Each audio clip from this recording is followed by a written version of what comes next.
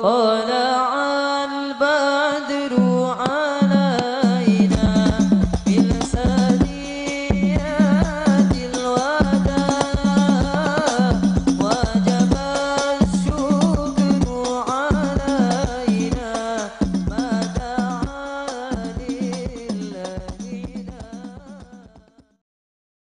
Mantap persatuan Glenn. Hebat Glenn. Mulai diangkat itu. Nampaknya engkaulah yang ahli masjid ini. Yang lain ini tak ada. Hati-hati Bapak Ibu. Ini mainan-mainan setan ini, menggelincirkan kita ini. Nampaknya engkau sudah ahli tahajud kan. Kaulah ahli tahajud. Engkaulah ahli sedekah itu. Kalau sempat muncul di itu riak-riak dalam hati dan dia ikutkan, cepat-cepat Bapak Ibu portal dengan istighfar. Hati-hati. Kita ini terkadang kalau dicaci tak sanggup gitu, tapi kalau dipuji, wah itu tahan gitu. Tahan gitu. Memang Bapak kalau datang ke masjid ini nyaman nanti awak gitu. Nah, mulai kena satu.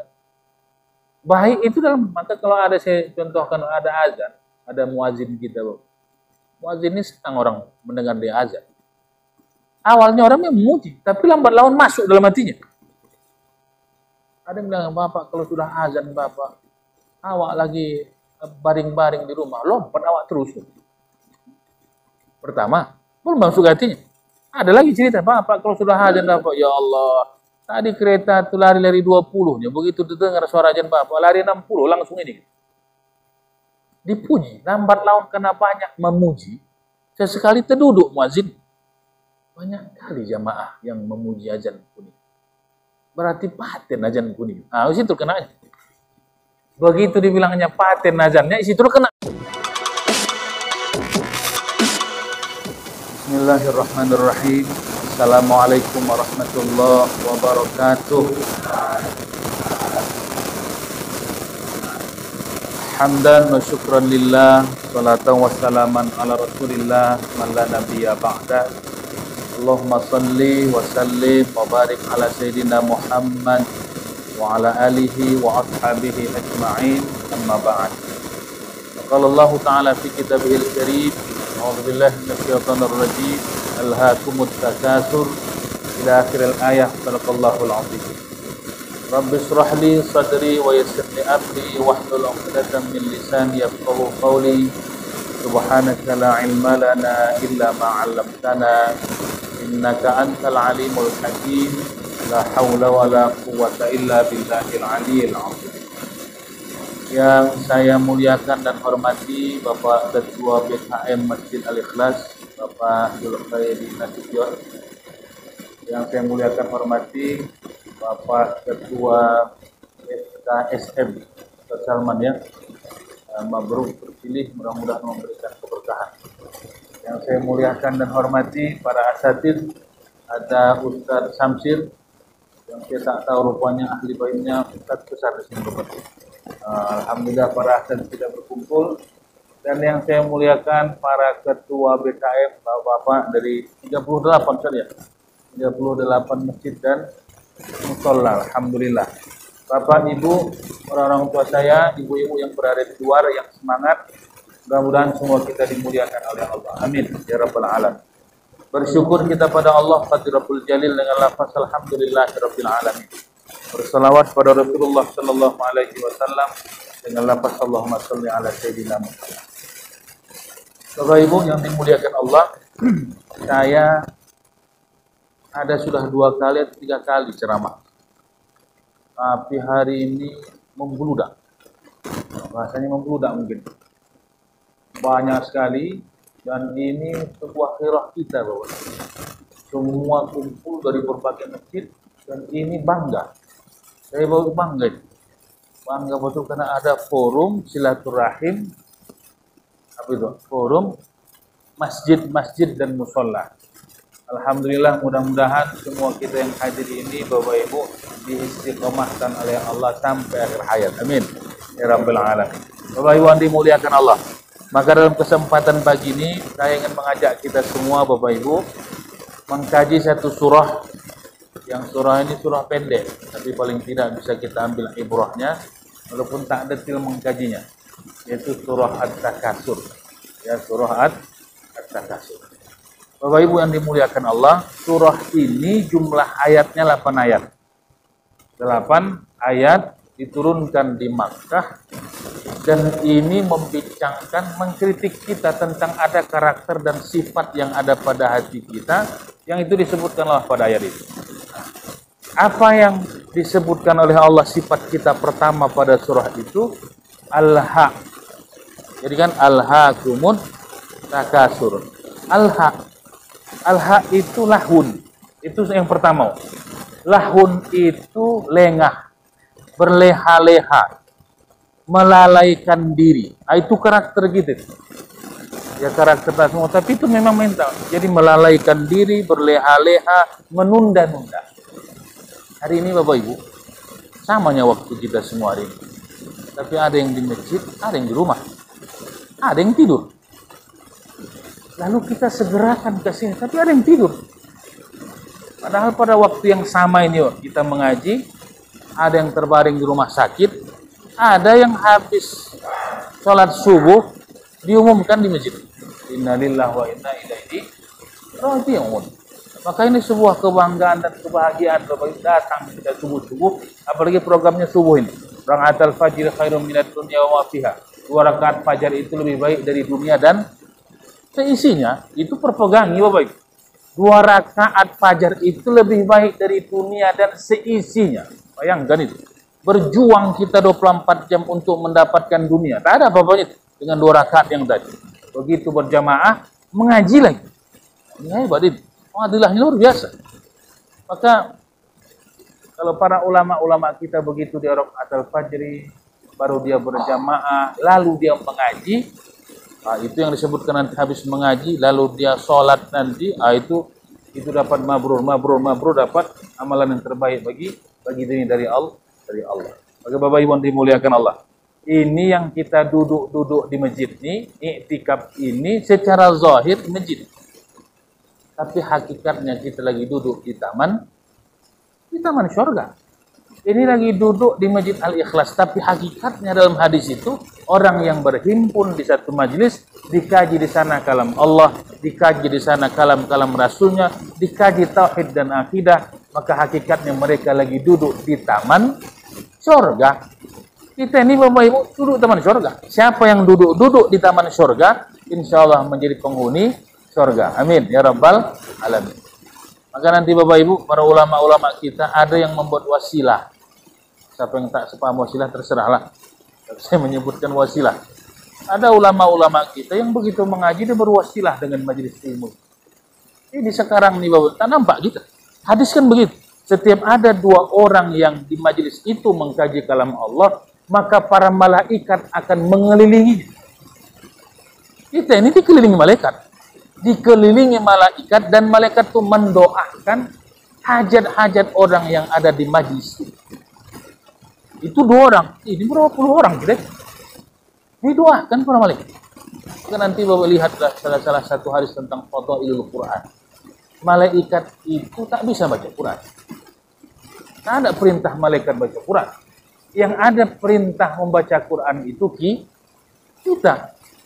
Karena mereka tak ada perintah membaca Quran, maka nanti lihat dalam Al-Azkar misalnya, bahkan riwayat yang dikatakan oleh Imam An-Nawawi. Begitu seseorang baca Quran, maka para malaikat itu berdatangan, mendekati, bahkan menempel di pipi orang yang baca Al-Quran. Karena aroma yang wangi dikeluarkan orang yang baca Al-Quranul Karim. Itu dibaca Ustaz kita tadi. Lalu kita kaji pula lagi kalam Allah surat Takasur. Mudah-mudahan Bapak Ibu, hajat-hajat kita yang hadir di sini dikabulkan oleh Allah. Amin ya rabbal alamin. Itu yang pertama. Jadi ada yang namanya lahwun. Apa itu? Menunda, berleha-leha, gitu ya. Nantilah dan nantilah. Ada orang Bapak Ibu, kenapa Bapak tak ke masjid? Nantilah pensiun kita nanti. Nantilah udah pensiun. Israel tak mau tahu dia mau pensiun tak pun, gilingnya ya kawan kita tak ada. Jangan pernah menunda, nantilah udah pensiun, nantilah sudah punya anak, nantilah sudah bercucu, sudah aman, tak ada itu. Bapak Ibu, itu mainan-mainan setan itu. Menunda-nunda itu mainan setan. Nantilah. Maka kalau dia punya niat yang baik, eksekusi, jangan dirancang. Insya Allah mulai bulan ini saya akan tahajud tiap malam. Udah, nanti malam tahajud. Jangan pagi ini pula tahajud ya. Ada tahajud pagi-pagi ini. Nanti malam bangun dia tahajud. Tapi ada orang, insya Allah bulan ini saya akan tahajud. 5 bulan ke depan ketemu kita. Gimana Pak, enak tahajud? Itu yang belum tusat. Nah, itu nama itu merancang dan merancang. Jangan rancang. Sama kalau ada Bapak Ibu punya rezeki, insya Allah kalau ini cair proyek ini, aku akan bangun masjid, aku akan berinfak ke masjid berwakaf. Aku akan panggil anak yatim. Kalau cair, cair. Begitu cair eksekusi, jangan tunda. Karena setan akan mengatakan, jangan cair sekali lagi. Akhirnya 10 kali cair, tak kasih gaji. Nah, itu hati-hati Bapak Ibu. Kalau sudah cair eksekusi, jangan banyak pertimbangan. 10 kali cair pun nanti Bapak Ibu, tetap setan mengatakan jangan. Itu begitu semua. Ada orang berkeinginan begitu dia mau ke masjid, aku akan berinfak yang terbaik. 100.000. Begitu di depan tabung infak Bapak Ibu, dibukanya dompetnya. Masuk setan. Begitu mau diambilnya 100, datang banyak kali itu. Turun 50 mau diambilnya banyak kali gitu. Maka itu kejadian dari 100.000 jadi 5.000 jadi. Untung tak 2.000. Nah, maka itu semua pertarungan Bapak Ibu. Supaya kita menunda, mendulang dan menilai amal-amal kebaikan kita. Jangan tunda, tak ada waktu. Maka kata Rasul, aktsiru zikra hadimil ladzat. Banyak-banyak mengingat yang memutuskan kelezatan. Bukan mau berleha-leha. Orang mengingat mati bukan mau bermalas-malas, bukan. Karena dia tahu mati itu pasti, dan dia tak tahu kapan matinya, maka tak ada waktu dia menunda. Dia eksekusi, dia segerakan sesegera mungkin amal itu. Sebelum datang Israel berkunjung. Kalau berkunjung tak ada lagi Bapak Ibu. Selesai. Kita pun tak tahu yang hadir. Tak tahu udah hari yang 1 kilometer Israel. Memantau aja. Kalau 1 kilometer udah dekat-dekat itu. Nah, maka Bapak Ibu sebelum datang dia berkunjung berakhir. Ini disebutkan Quran Al-Haq. Kita punya penyakit. Menunda, mendelay. Melambat-lambatkan datang pada Allah. Tak ada waktu untuk itu. Nah, itu yang pertama. Yang kedua, karakter kita itu takasur. Takasur itu Bapak Ibu dari kata kasir, maknanya banyak. Maka ada dua surah yang dari kata kasir. Satu Al-Kautsar, satu At-Takasur. Inna a'tainakal kautsar. Itu positif. Semua Allah kasih anugerah pada kita. Taring tak Allah kasih. Tapi ada yang kedua At-Takasur tadi. Takasur ini kalau ingin kita sebut negatif. Karena karakter menumpuk, menimbun. Takasur itu memproduksi terus. Memperbanyak. Dulu satu rantainya tanah, sekarang udah 10 hektar. Dulu rekeningnya 1, sekarang 10. Dulu depositonya 2, sekarang 20. Sekarang dulu rumahnya kecilnya 1, sekarang rumah sewanya bertabur. Tambah. Ingat Bapak Ibu, ini kritik Quran pada kita semua ini. Penyakit kita menambah dan tak mau berkurang. Mau kita bertambah setiap saat, bertambah sebanyak-banyaknya. Begitu bertambah banyak, muncullah penyakit berikutnya. Tak mau dia berkurang. Tak mau dia berkurang. Padahal isyarat Quran itu harus seimbang. Wa mimma razaqnahum yunfikun. Kami kasih, kau kasih. Bahasanya begitu. Kalau kami kasih, kau kasih. Jangan kami kasih, kau tumpuk. Di bahasa sederhana begitu. Wa mimma razaq itu kami yang kasih. Semua yang kalian dapat kami kasih, kata Allah. Lalu yunfik, kasih lagi. Jangan dia kasih. Kita begitu dikasih Allah, kita tumpuk, tambah. Sampai akhirnya kita pun tertimbun gitu jadi. Ya Bapak Ibu. Maka ada infak, sedekah, wakaf, hibah. Kalau ada tadi, gerakan kita bersama ada dibantu masjid, jangan khawatir. Begitu kita mengasihi, yang kita kasihkan itu bukan punya kita. Punyanya Allah. Itu akhirnya punyanya Allah. Kita hanya menyeluruhkan aja. Semakin banyak kita kasih, semakin banyak Allah kasih.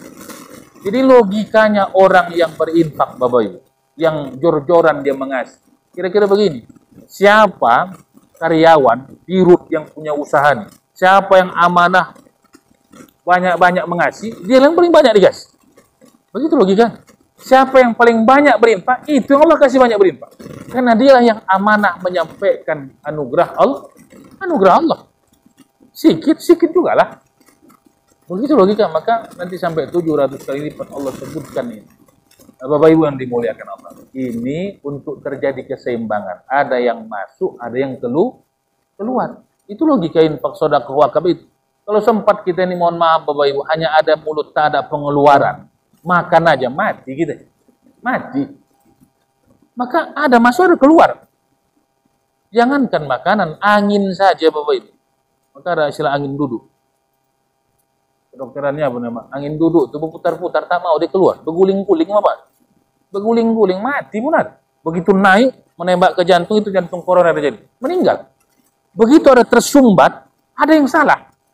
Maka sama harta yang didapatkan pun harus ada keluar. Jangan dia pegang.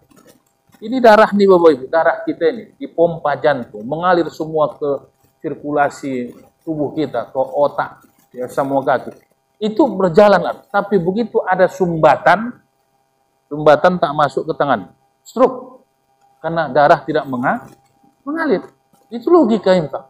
Ada air deras mengalir bagus, itu bersih jernih bisa digunakan. Tapi kalau ada air berputar-putar di situ tak jalan, itu jorok, bau, tak bisa digunakan. Itu ilustrasi harta kita Bapak. Semakin dia banyak mengeluarkan, maka makin deras Allah kasih. Bapak Ibu yang dimuliakan Allah. Inilah yang disebut Quran dengan kedua tadi, takasur. Apa itu? Menambah, dan tak mau dia berkurang. Maka Quran itu kan menyebutkan ada bakhil, ada syuh. Bakhil itu Bapak Ibu, tak mau dia uangnya mengalir pada orang lain. Itu yang bahaya. Masuk proposal ke Bapak itu tak ada. Awal bulan, pertengahan bulan, akhir bulan, tak ada aja kalimat. Nah, sampai ada istilah. Itu kalau Bapak itu jangankan masukin proposal. Itu dosanya pun kalau minta tak dikasihnya itu.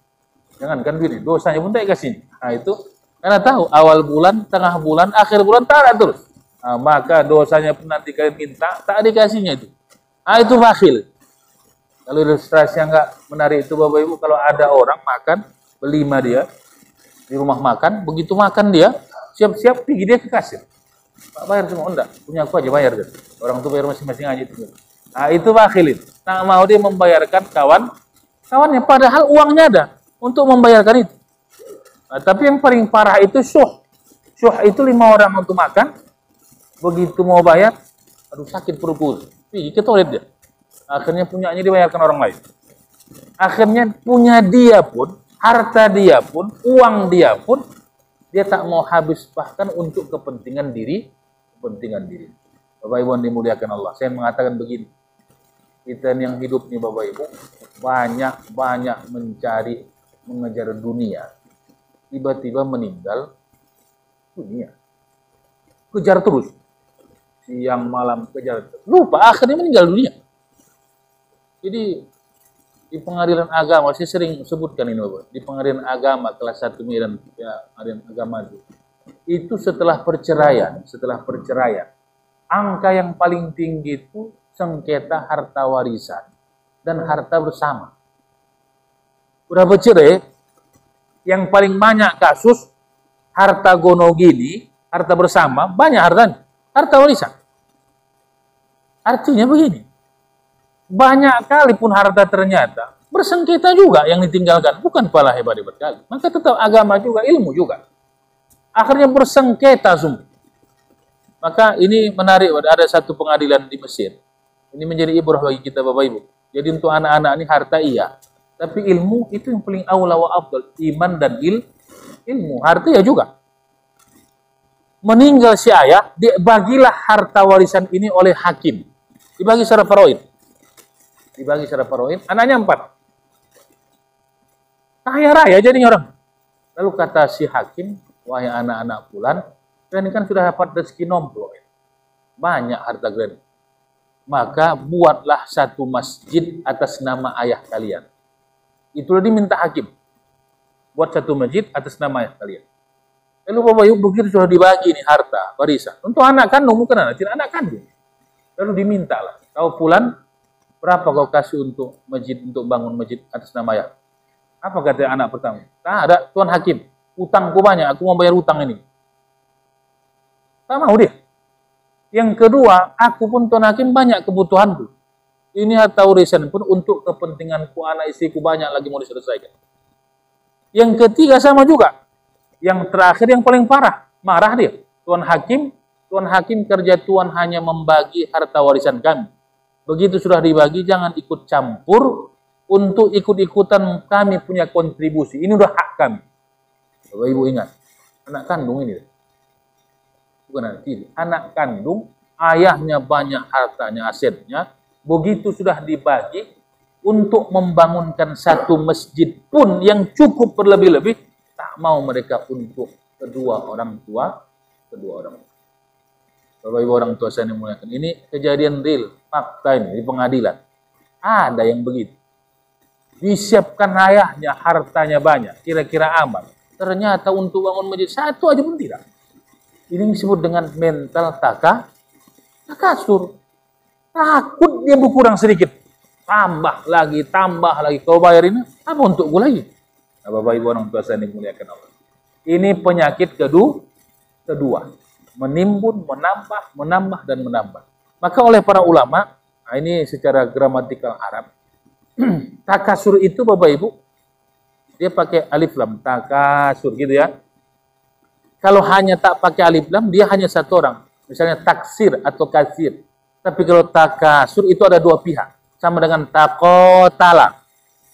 Kalau kotlun, membunuh. Tapi kalau kotala atau takotala itu perang. Perang itu tak mungkin satu orang. Kalau satu orang perang-perangan itu. Harus ada dua pihak. Maka takasur ini pun, kata para ulama, harus ada dua pihak. Minimal, pada diri seseorang itu ada dua pihak. Antara kolbun hati dan nafsu. Kita ini Bapak Ibu, ini berperang ini setiap hari. Dalam diri kita ini, antara hati dengan nafsu. Kata kolbun mengaji, datang hujan ini. Demam kok nanti. Jauh pula nanti menjadi ikhlas tuh Bu. Habis pulang ke demam pula orang. Dia tahu saya ke masjid kau. Itu pertarungan. Kita ini bertarung terus. Sama juga Bapak Ibu. Orang ketika nafsu mengatakan tambah lagi. Pada hati mengatakan cukup.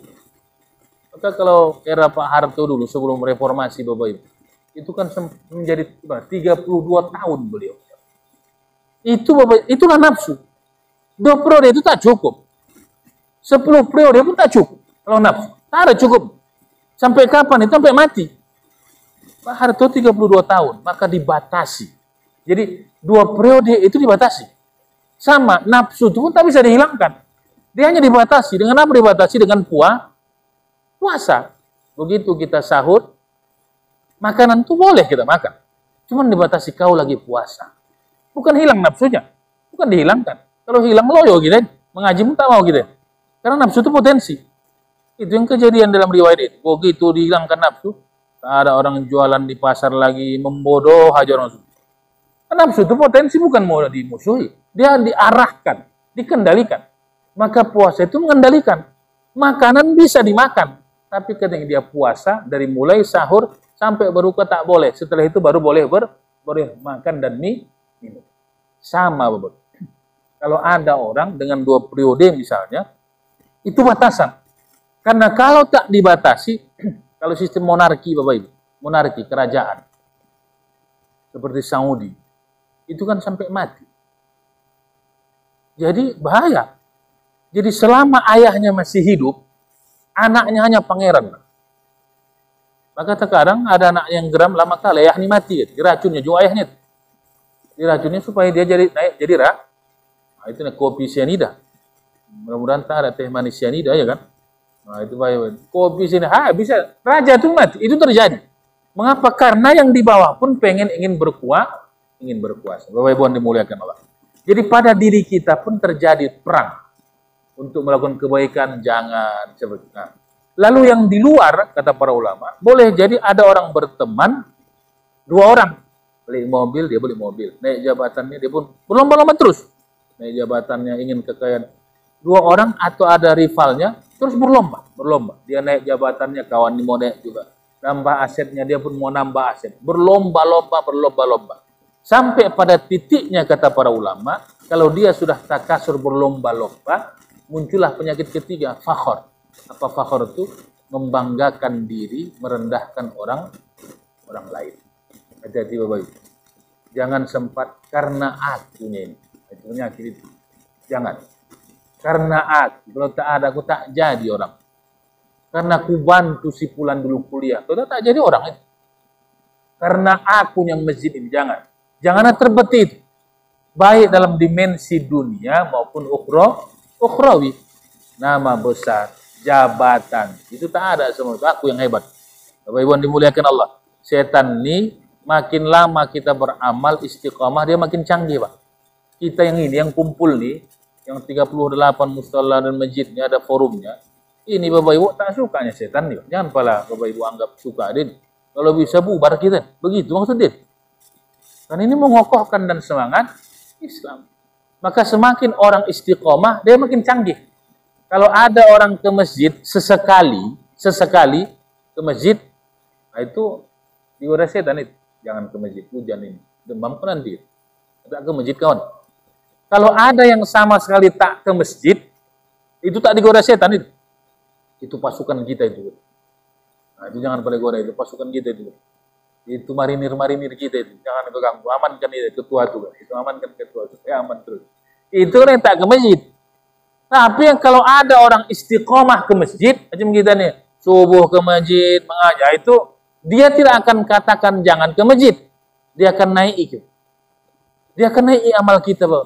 Mulai dikatakan, mantap persatuan kalian ini. Hebat kalian. Mulai diangkat itu. Nampaknya engkau lah yang ahli masjid ini. Yang lain ini tak ada. Hati-hati Bapak Ibu. Ini mainan-mainan setan ini. Menggelincirkan kita ini. Nampaknya engkau sudah ahli tahajud. Kau lah ahli tahajud. Engkau lah ahli sedekah itu. Kalau sempat muncul di itu riak-riak dalam hati dan dia ikutkan, cepat-cepat Bapak Ibu portal dengan istighfar. Hati-hati. Kita ini terkadang kalau dicaci tak sanggup gitu. Tapi kalau dipuji, wah itu tahan gitu. Tahan gitu. Memang Bapak kalau datang ke masjid ini nyaman nanti awak gitu. Nah, mulai kena satu. Baik itu dalam, maka kalau ada saya contohkan ada azan, ada muazin kita. Muazin ini senang orang mendengar dia azan. Awalnya orang memuji, tapi lambat laun masuk dalam hatinya.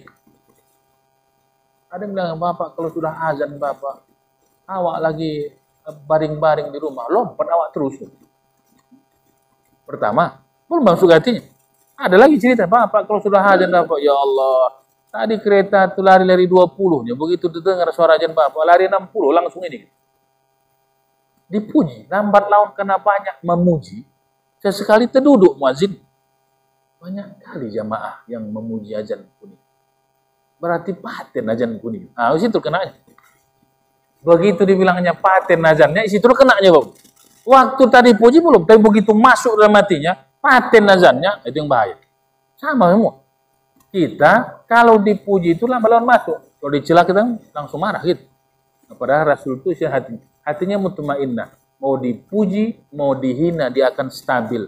Tetap dia serahkan pada Allah. Bapak Ibu, orang tua saya dimuliakan Allah. Maka asbabun nuzul surah ini nanti dilihat itu tentang dua kabilah, Bani Saqib dan Bani Manaf dalam satu riwayat. Dua kabilah ini sama-sama membanggakan sukunya. Kata Bani Saqib, pahlawan kami paling banyak, orang-orang hebat kami paling banyak, mujahid kami paling banyak. Dihitung 1, 2, 3 banyak. Lalu kata Bani Manaf, kami pun banyak. Tapi pahlawan-pahlawan kami sudah meninggal. Kalau tak yakin kalian, ayo kita ke kuburan. Maka nanti ayat kedua surah At-Takasur itu tentang kuburan. Hatta zurtumul maqabir, makbarah. Makbarah itu kuburan, makabir jamaknya. Hatta zurtumul maqabir. Kalau tak yakin kalian banyak pahlawan kami, ayo kita ke kuburan. Pergi orang itu ke kuburan. Bukan mau ziarah. Berkunjung mereka kuburan, dihitunglah 1, 2, 3, 4. Rupanya Bani Manaf di Bapak Ibu lebih banyak pahlawannya, mujahidnya, tapi sudah meninggal dunia. Maka saat itu turunlah ayat mengatakan jangan saling membanggakan menganggap hebat, merendahkan orang lain dari kehebatan sukunya masing-masing. Bapak Ibu yang dimuliakan Allah. Nah, maka pada bagian ini Bapak Ibu saya mengatakan lagi, jangan sempat Bapak Ibu kita ada berbeda dalam hal ibadah atau dimensi yang lain tapi sombong dengan ibadah. Saya tak ingin menyebut satu hal, tapi Bapak Ibu begini, kalau ada yang berbeda di antara kita tentang paham, tanawu fil ibadah, jangan kerja kita menjas menghukum orang lain, bahkan menyalahkan orang lain. Mengaji ini kita ini, siapapun ustadznya, itu poinnya melembutkan hati, bukan mengeraskan hati. Begitu. Ada orang tak ke masjid, Bapak itu tak ke masjid, itu ahli neraka. Jangan. Jangan tak pernah kita doakan orang. Bapak itu tak pernah sirat ke masjid. Udah pernah? Belum kan. Itu Bapak itu satu kalender lagi mati neraka itu. Itu cari musuh gitu Bapak Ibu. Jangan. Kita yang mengaji ini Bapak Ibu, mengaji ini melembutkan hati, mendoakan orang lain. Kalau ada berbeda dan itu ternyata berbeda dari atas, jangan salahkan. Saya tak ingin mengatakan kalau ada kawan-kawan kita, saudara kita yang salaf, wahabi, sunnah, silahkan selama Quran dan sunnah, tak ada salah. Tapi jangan menyalahkan orang, beramallah dengan amal, karena riwayat. Maka nanti ada bab Bapak Ibu tanawu fil ibadah, beragam Rasul itu melakukan ibadah. Contoh, hadis mengangkat telunjuk, ini harus kita tegaskan. Hadisnya dua, satu yuharrik, Rasul menggerak-gerakkan telunjuk. Hadis lain summa la yuharrik, Rasul tak menggerak-gerakkan telunjuk.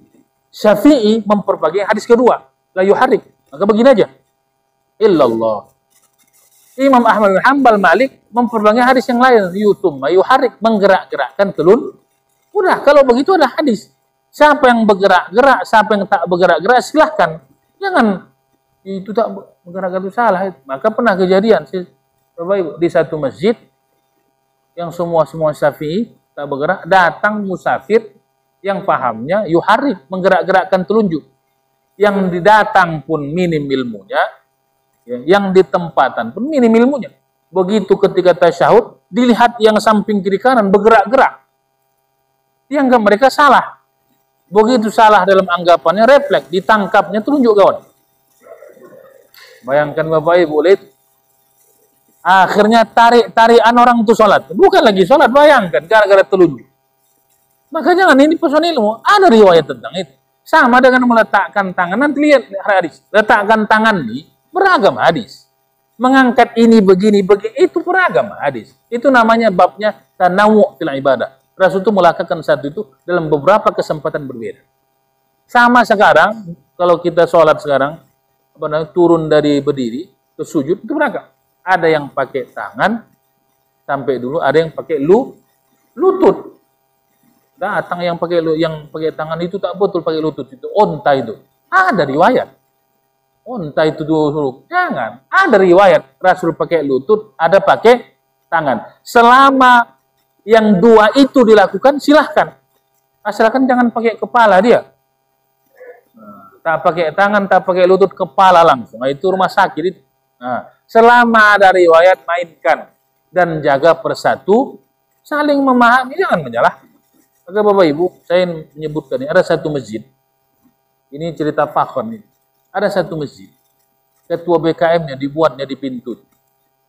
Siapa yang tak berdoa berjamaah, jangan duduk, jangan di saf pertama. Bukan dia melarang kawan ini supaya tak sholat saf pertama. Case-nya di masjid itu Bapak Ibu, jamaah rame, 6-7 saf. Anak muda, saf pertama, lalu faham dia tak mau berdoa. Terserah, kalau tak urut terserah Bapak Ibu. Siapa yang tak mau berdoa, terserah. Tapi etik, jangan begitu dia habis salam, macam yang ketakutan dia berdoa, lari ke belakang. Waktu page-nya miring kena lutut. Ya kan? Lobe waktu habis kena bahu semua, dilangkainya semua. Itu tak beradab itu. Innama bu'istu liutammima makarimal. Anak muda dilewatinya 6 saf, orang tua yang kepala waktu lah kena entah apa-apanya kan. Lari dia. Itu tak beradab. Maka oleh masjid jangan di saf pertama. Kalau tak mau berdoa, tunggulah. Tunggu.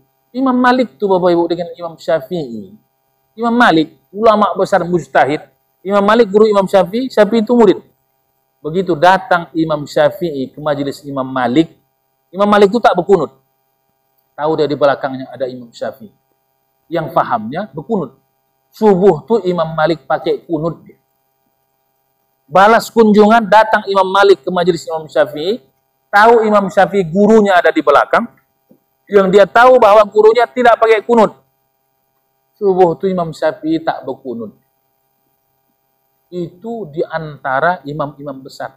Awak ini entah mana-mana imam besar, gayanya tak ketampungan.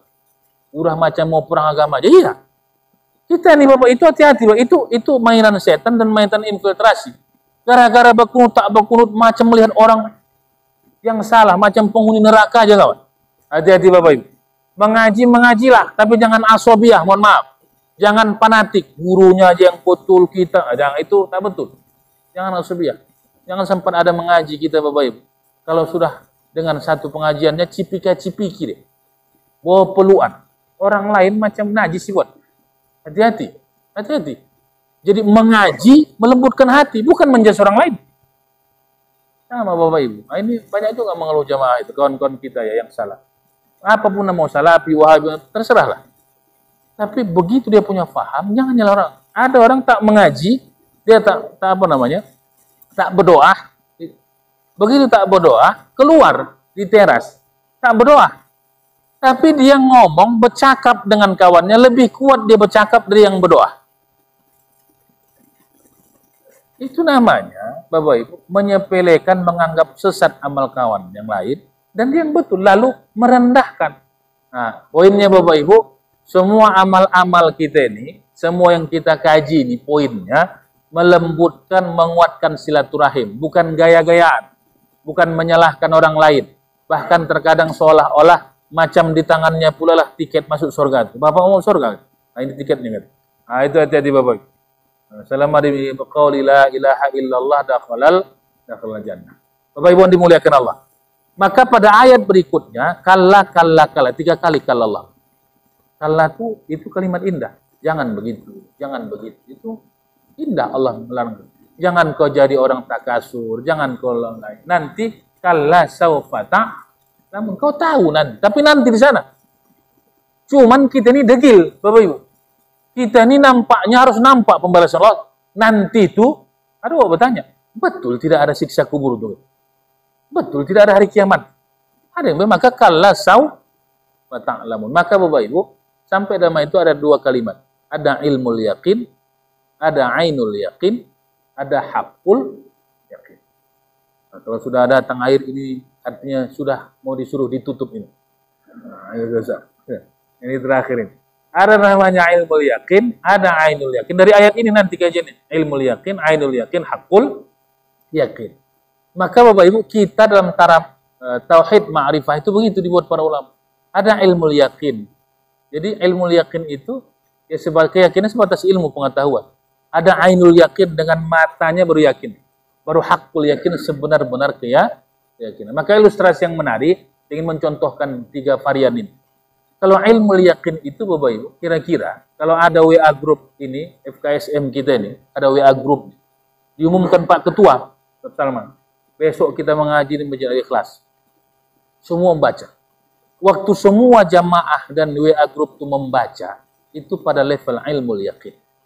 Semua tahu, hari ini ada mengaji subuh ini di Masjid Al-Ikhlas. Semua.